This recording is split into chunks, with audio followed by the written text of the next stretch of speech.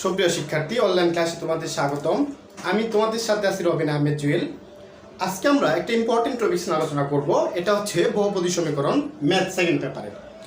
তো তোমাদেরকে আন্তরিকভাবে ধন্যবাদ জানাচ্ছি আমাদের সাথে থেকে ক্লাসগুলোকে উপভোগ করার জন্য এবং আমাদেরকে সাপোর্ট দিয়ে সামনের দিকে এগিয়ে নেওয়ার জন্য। তোমাদেরকে আমাদের চ্যানেলের পক্ষ থেকে তোমাদেরকে স্বাগতম জানাচ্ছি এবং আন্তরিক ধন্যবাদ জানাচ্ছি। চলো আজকে আমরা আমাদের যে টপিকসটা পড়াবো সেটা হচ্ছে বহুপদী সমীকরণ। ইতিপূর্বে বহুপদী সমীকরণের আমাদের অনেকগুলো লেকচার হয়ে গেছে, আমি তোমাদেরকে লিঙ্ক দিয়ে দিব, তোমরা সেগুলো দেখে নিবা। তো আজকে আমরা বহুপদী সমীকরণের পার্ট 3 নিয়ে আলোচনা করব যে এই পার্টের ম্যাথগুলো তুমি কিভাবে সলভ করবে। তাহলে চলো কথা না বাড়িয়ে আমরা আমাদের টপিকসে চলে যাই। তাহলে আজকে আমরা বহুপদী সমীকরণ বলতে আমরা কি বুঝি, যে একটা কথা বারবার বলতে হয় যে বহুপদী সমীকরণ বলতে আমরা বুঝি যে এখানে দ্বিঘাত, ত্রিঘাত, চতুর্ঘাত হইতে পারে। তো আমরা এই আমাদের যে পড়া এইচএসসির মধ্যে আমরা শুধু দ্বিঘাত এবং ত্রিঘাত নিয়ে আলোচনা করব। তাহলে আমরা জানি যে দ্বিঘাত একটা সমীকরণ হচ্ছে x square plus bx plus c = 0। তাহলে এই সমীকরণের দুইটা মূল হয়, একটা মূল হয় আলফা আর একটা মূল হয় বিটা। তাহলে আলফা = যদি আমরা ধরি, এই যে এরকম আমরা সূত্র পড়ছি, প্লাস b² - 4ac প্লাস কি হবে বলো 2a। আরেকটা মূল বিটা = যদি আমরা ধরি তাহলে হবে কি minus 4b² plus 4ac plus 2a। তাহলে দেখো একটা মূল যদি আলফা হয়, তাহলে দেখো একটা মূল আলফা = আমরা বলতে পারি -b plus p² - 4ac plus 2a। আরেকটা মূল বিটা = বলতে পারি -b - x² - 4ac by 2a। এটা আমরা কোথা থেকে জানি বলো তো? আমরা যখন 9তে পড়ছিলাম তখন x = একটা সূত্র পড়ছিলাম plus minus b² 4ac plus 2a। এই যে সূত্র থেকে এইটার কয়টা মূল বের করছি আমরা? দুইটা। তাহলে এই মূলের একটাকে ধরছি আমরা আলফা, অর্থাৎ আলফা সমান এইটা, আর বিটা সমান ধরছি এইটা। তাহলে এই জিনিসগুলো আমরা বেসিক্যালি জানি। তাহলে দেখো আজকে আমরা আলোচনা করব যে দুইটা মূলের যোগফল কি হয় আর দুইটা মূলের গুণফল কি হয়। তাহলে দেখো আমরা এখন দেখব যে দুইটা মূলের গুণফলের একটা সূত্র আছে, আরেকটা আছে বিয়োগফলের একটা সূত্র, গুণফল আর যোগফলের একটা সূত্র।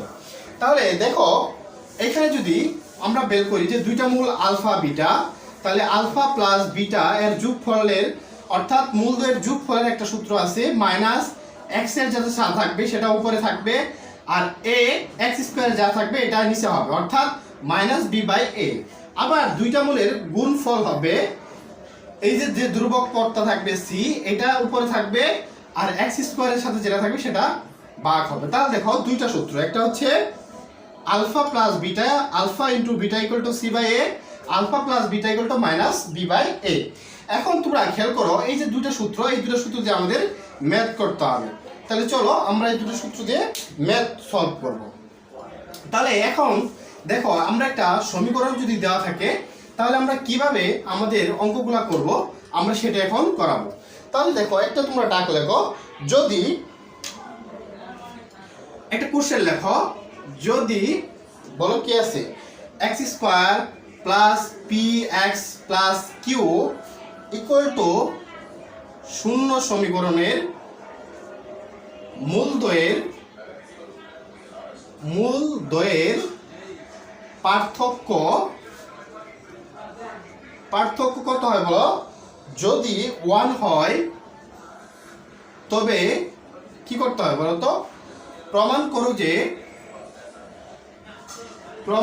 করো যে কি বলো তো, যে p² plus 4q² = 1 plus 2q²। তাহলে দেখো আমাদের কি প্রমাণ করতে হবে? p² plus 4q² = 1 plus 2q²। তাহলে আমাদের প্রমাণ কি করতে হবে? যে যদি x² plus px plus q = 0 সমীকরণের মূলদ্বয়ের পার্থক্য কত হয়? 1 হয়, তবে প্রমাণ করো যে p² plus 4q² = 1 plus 2q²। তাহলে দেখো এইটা আমাদের প্রমাণ করতে হবে। এখন খেয়াল করো এই যে আমরা আজকে যে টপিকটা পড়ছি সেটা হচ্ছে মূলদ্বয়ের পার্থক্য। দেখো মূলদ্বয়ের পার্থক্য। তাহলে মূলদ্বয়ের পার্থক্য বিভিন্ন হইতে পারে, যে বলতে পারে যে মূলদ্বয়ের পার্থক্য 1 হলে এটা হবে, বলতে পারে মূলদ্বয়ের পার্থক্য ধ্রুবক একটা কে হইতে পারে, বলতে পারে মূলদ্বয়ের পার্থক্য আর হইতে পারে। তোমাকে বলে দিবে যে যদি মূলদ্বয়ের পার্থক্য 1 হয়, যদি মূলদ্বয়ের পার্থক্য একটা ধ্রুব সংখ্যা হয়, তাহলে ধ্রুব সংখ্যাটা আমরা কে ধরে নিয়েছি। আবার বলে দিতে পারে যে মূলদ্বয়ের পার্থক্য যদি আর হয়, এরকম বিভিন্ন ফরম্যাট তোমার কাছে চাইতে পারে। তাহলে দেখো এই ফরম্যাটটি সলভ করার জন্য তোমাকে একটা সূত্র পড়তে হবে। আমরা এইটা একটা সূত্র পড়ছি যে a minus b whole square alpha minus beta whole square equal to কি পড়ছি বলো তো, alpha plus beta whole square minus 4 alpha beta. এই সূত্রটা আমরা জানি কিনা। তুমি যদি এই সূত্র সমান এই সূত্রটা জানো, তাহলে এরকম যত কোশ্চেন তোমাকে করুক না কেন, তুমি তাদের প্রত্যেক কোশ্চেনের অ্যান্সার করতে পারবে। তাহলে দেখো আজকে আমরা আমাদের যে কোশ্চেনটা করছে সেটা কি করছে।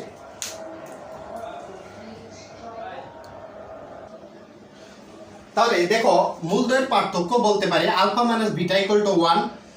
এটা হইতে পারে যে মূলদ্বয়ের পার্থক্য 1, যেমন এই কোশ্চেনটা দেখো যে মূলদ্বয়ের পার্থক্য 1। আবার বলতে পারে মূলদ্বয়ের অন্তর পার্থক্য বা অন্তর হইতে পারে আর, বলতে পারে মূলদ্বয়ের পার্থক্য একটা ধ্রুব সংখ্যা। যাই বলুক না কেন আমরা এই ফরম্যাটগুলো দিয়ে আসার চেষ্টা করব। আর এইখানে এই সূত্রটা যদি আমরা ফেলতে পারি তাহলে আমাদের অঙ্কটা হয়ে যাবে। তাহলে আমরা করি, এই বেসিকটা তোমরা বুঝতে পারছো।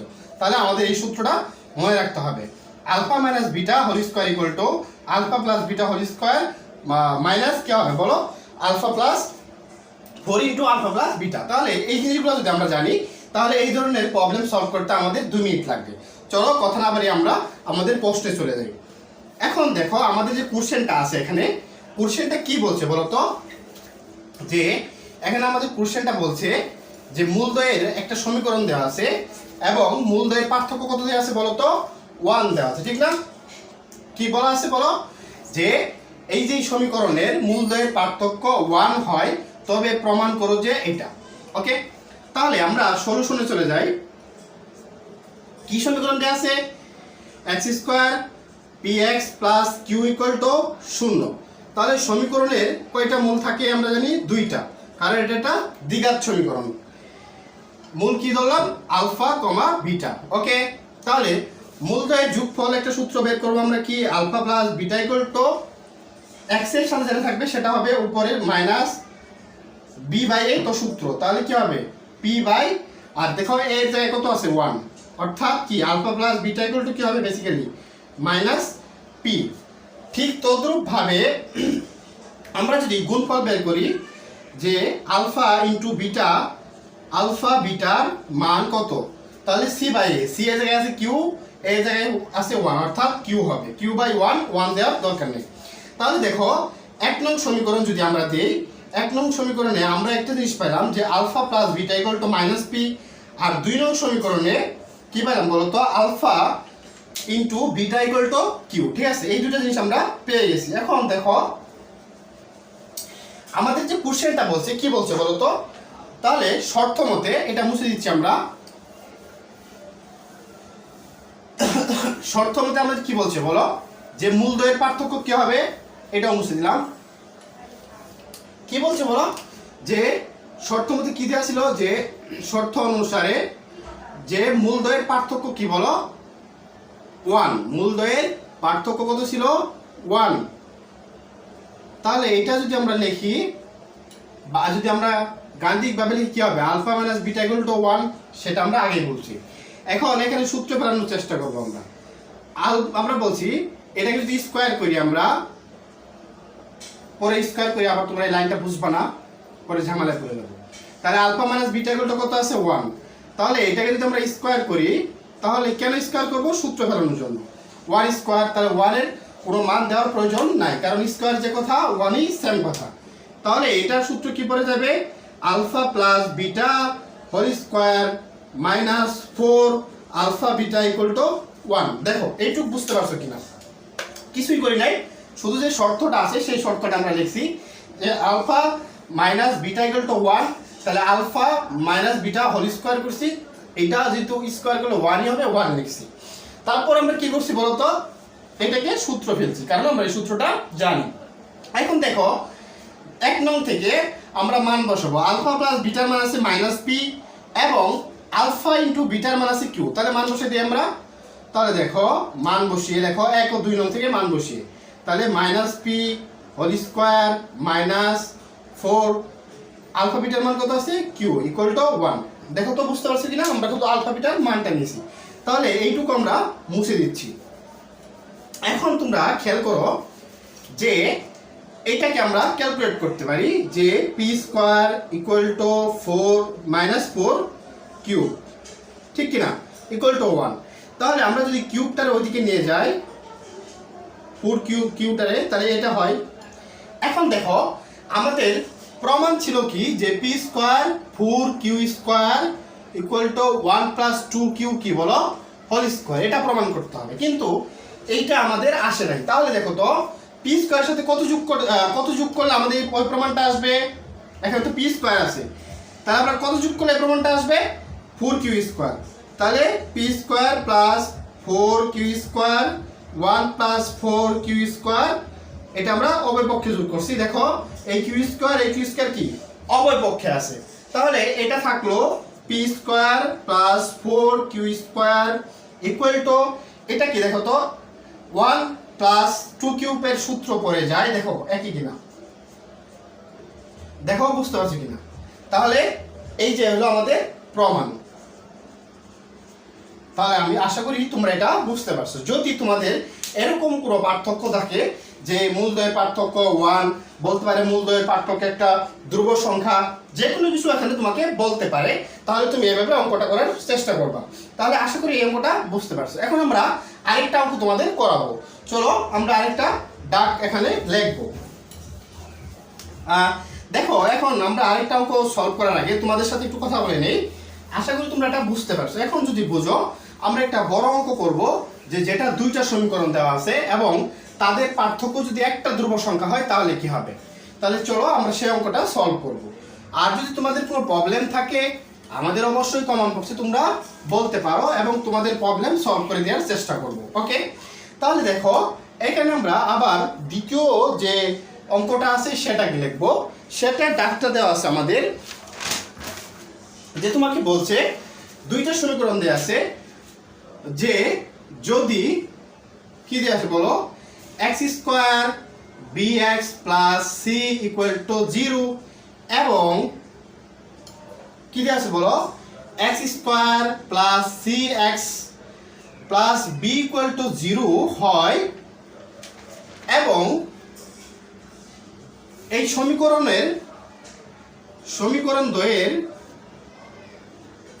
দ্বয়ের মূলদ্বয়ের পার্থক্য একটা ধ্রুব সংখ্যা, মূলদ্বয়ের পার্থক্য একটি কি হয় বলো, ধ্রুব সংখ্যা। কি সংখ্যা? ধ্রুব সংখ্যা। তাহলে তোমাকে প্রমাণ করতে হবে যে,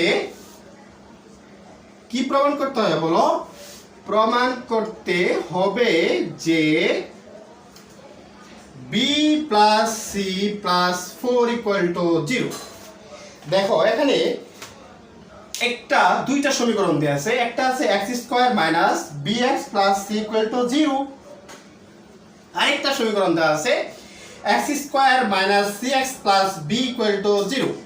তোমাকে বলছে যে মূলদ্বয়ের এই সমীকরণের যে দুইটা মূলদ্বয়ের পার্থক্য সেটা একই সংখ্যা হবে, মূলদ্বয়ের পার্থক্য একটি ধ্রুব সংখ্যা হবে। অর্থাৎ আমরা এখানে কে ধরতে পারি, ডেল্টা ধরতে পারি, যে কোনো একটা পার্থক্য ধরতে পারি। তাহলে একটি ধ্রুব সংখ্যা হবে। প্রমাণ করতে হবে যে b plus c plus 4 equal to 0। তাহলে দেখো এই কোশ্চেনটা আমরা কিভাবে সলভ করব। এই যে দেখো একটা জিনিস বুঝলে তোমাদের সলিউশনটা হয়ে যাবে আশা করি। এই যে এই সমীকরণটা, একটা সমীকরণ দেওয়া আছে bx plus c equal to 0। প্রথমে এর মূলদ্বয় ধরে নিলাম আমরা। সমীকরণের মূলদ্বয় কি বলো, মূল আলফা কমা বিটা। তাহলে আলফা প্লাস বিটার যোগফলের মান কত হবে বলো তো, বি মাইনাস বি বাই এ, অর্থাৎ এখানে মাইনাস আছে যেহেতু তাহলে কি হবে বি বাই এ। তারপরে আলফা ইন্টু বিটা কি হবে সি বাই এ, এ জায়গায় কত আছে 1, তাহলে সি বাই সি হবে বেসিক্যালি। ওকে, 1 আর লিখলাম না, তাহলে সি। তাহলে কি বললাম আমরা যে alpha plus beta equal to minus b by a alpha into beta equal to c. এখন কি বলছে যে এই সমীকরণের মূল দ্বয়ের পার্থক্য একটি ধ্রুব সংখ্যা। এই যে মূল কয়টা ধরছি দুইটা, তাহলে শর্ত অনুসারে কি হবে বলতো? শর্তটা alpha minus beta equal to একটা ধ্রুব সংখ্যা আমি ধরলাম কে, কে একটা ধ্রুব সংখ্যা। ক্লিয়ার ইট?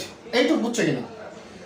ঠিক তদ্রূপ ভাবে দেখো, এটা তো বুঝছো না, এটা আমি মূলটা এখন মুছে দিচ্ছি, আমি এখানে আরেকটা লাইন লিখবো তাহলে তোমার বোঝার সুবিধা হবে। এখানে আরেকটা সমীকরণ দেওয়া আছে যে x square plus c minus c x plus b equal to 0।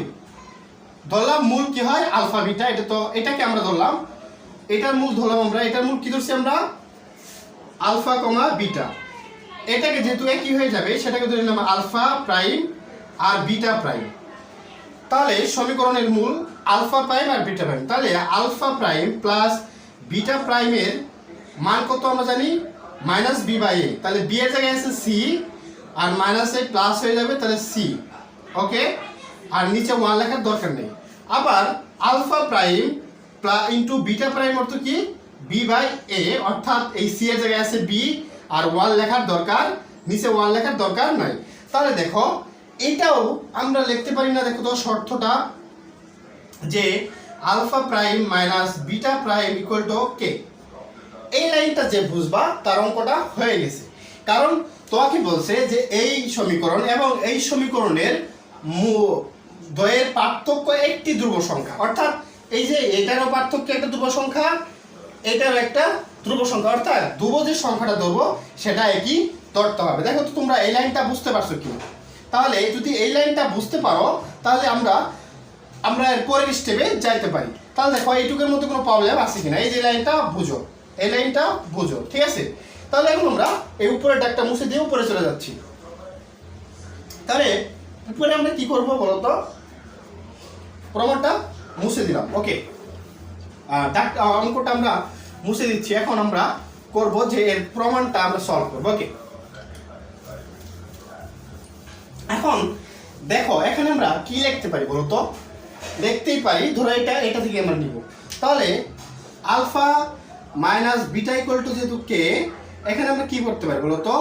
যদি স্কোয়ার করি হবে পক্ষকে, এইটাকে স্কোয়ার করলাম তাহলে কি হবে কে স্কোয়ার।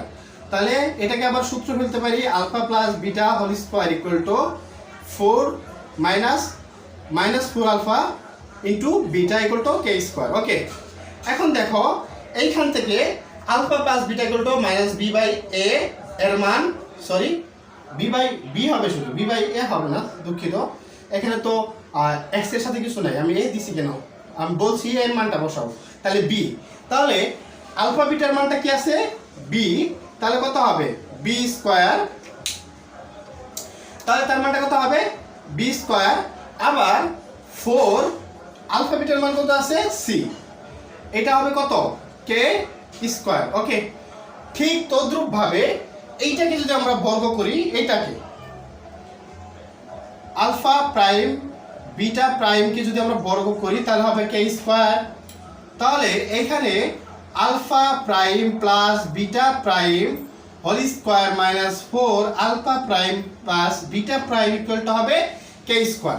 এখন দেখো তো এটাকে যদি আমরা 1 নং সমীকরণ, এটাকে যদি আমরা 2 নং দেই তাহলে আমরা বলতেই পারি 1 নং এবং 2 নং সমান লিখতে পারি, যেহেতু ইনতো কে স্কোয়ার ইনতো কে স্কোয়ার, তাহলে দুইটার মান কি বেসিক্যালি সমান। এখানে মানটা বসাই নিই তাহলে আরো সুবিধা হবে। তাহলে আলফার মান আছে সি স্কোয়ার আর আলফা ইন্টু বিটার মান আছে বি, অর্থাৎ 4b equal to k square. এটাকে 2 নং দাও। এখন এই 1 ও 2 নং আমরা সমান লিখতে পারি কিনা বলো তো? অবশ্যই লিখতে পারি, কারণ ধ্রুবকের মান কি সেম। তাহলে আমরা যদি লিখতে পারি তাহলে দেখো তো আমাদের কাঙ্ক্ষিত যে ফলাফলটা আমরা পেয়ে যাব। তাহলে আমরা লিখে ফেলি, তাহলে 1 ও 2 নং থেকে কি লিখতে পারি? 1 ও 2 নং থেকে লিখতে পারি 4c plus c square minus 4b। Okay, এখন দেখো সবগুলা এক সাইড চেঞ্জ করো, b square c square 4c plus 4b, দেখো তো ইকুয়াল টু 0। এখন এখান থেকে আমরা যদি সূত্র ফেলি, এটাকে যদি আমরা সূত্র আকারে লিখি লিখতে পারি বি প্লাস সি, কি লিখতে পারি বলো, যে b plus c b minus c একটা, আর এখান থেকে যদি আমরা 4 কমন নেই, -4 কমন নিলাম, তাহলে কি লিখতে পারবো বলো তো, বি মাইনাস বি কি লিখতে পারি বলো তো, বি না আমরা তো এখান থেকে কি কমন নিব বলো তো, +4 যদি কমন নেই তো আমরা লিখতে পারবো কি বলো তো, +4 যদি আমরা কমন নেই b minus c, okay, equal to 0। এখন দেখো এখানে দুইটা জিনিস সেম ক্যাটাগরিতে আছে, তোমরা খেয়াল করো। এখন আমরা এই যে দেখো এখানে আছে বি মাইনাস সি, এখানে আছে বি মাইনাস সি, তাহলে কমন নিতে পারি কিনা আমরা, তাহলে একটা যদি কমন নিয়ে আসি আমরা, তাহলে বি মাইনাস সি যদি কমন নিয়ে আসি হবে কি বলতো, b plus c plus 4 equal to 0। তাহলে আমরা লিখতে পারি এটা হয় b plus c equal to 0 অথবা b plus c equal to 4 equal to 0। তাহলে আমাদের প্রমাণ কোনটা চাইছে বলতো, এই যেটা চাইছে যে b plus c plus 4 equal to 0। দেখো তাহলে আমরা প্রমাণটা পেয়ে গেছি, আমাদের প্রমাণ করতে হচ্ছে এটা। আর এই মানটা হয় বি ইকুয়াল টু সি, আমরা এই মানটা কেন নিব না, দেখো বি ইকুয়াল টু যদি সি হয় এখানে বসাও সবগুলোর মান সেম আসবে, তাহলে আমরা আর কোনো মান পাবো না, এর জন্য এটা গ্রহণযোগ্য হবে না। তাহলে গ্রহণযোগ্য হবে কোনটা, এইটা। তাহলে b plus c plus 4 equal to 0। আশা করি তোমরা এই অঙ্কটা বুঝতে পারছো। যদি তোমাদের কোনো প্রবলেম থাকে অবশ্যই আমাদের কমেন্ট বক্সে লক করতে পারো এবং আমরা তোমাদের উত্তর দেওয়ার চেষ্টা করব। তোমাদেরকে আন্তরিকভাবে ধন্যবাদ জানাচ্ছি এবং তোমাদের জন্য প্রত্যাশা আশা করতেছি যে তোমরা এই টপিকটা বুঝতে পারছো এবং তোমাদেরকে আন্তরিকভাবে ধন্যবাদ। আসসালামু আলাইকুম।